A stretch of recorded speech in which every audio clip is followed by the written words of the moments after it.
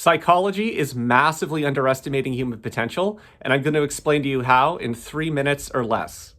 So, up until the 1950s, psychologists were primarily concerned with studying traumas and neuroses and other negative aspects of the human condition.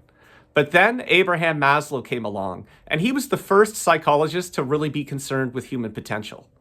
You probably have heard about Abraham Maslow's hierarchy of needs. And at the top of the hierarchy of needs is something that he called self-actualization. Now, in mainstream psychology, people typically associate self-actualization with fulfillment and authenticity and other feel-good types of things.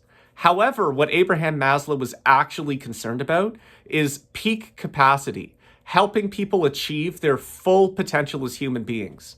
And it wasn't until after Abraham Maslow's death that developmental psychologists actually started studying these things. So over the last 50 years, developmental psychologists have mapped out 3 different kinds of consciousness that human beings can have. The first type of consciousness is something called preformal consciousness, which is typically held by children and teenagers. It has to do with social norms, conformity, and power dynamics.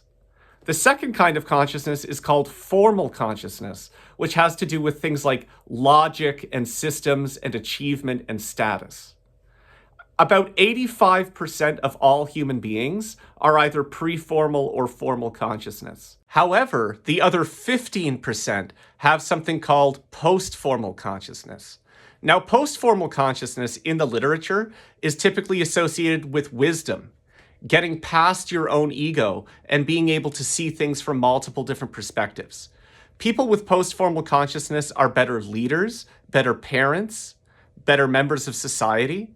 They have more complex views of themselves. They can change and transform themselves more readily. Now, unfortunately, in mainstream psychology, most of the conclusions drawn about human nature have to do with either pre-formal or formal consciousness.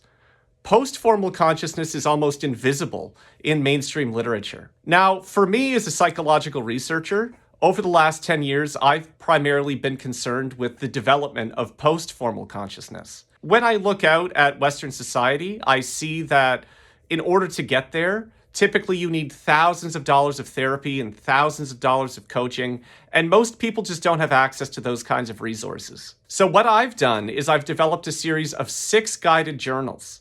And these guided journals are designed to help people hit the developmental milestones they need in order to acquire post-formal consciousness.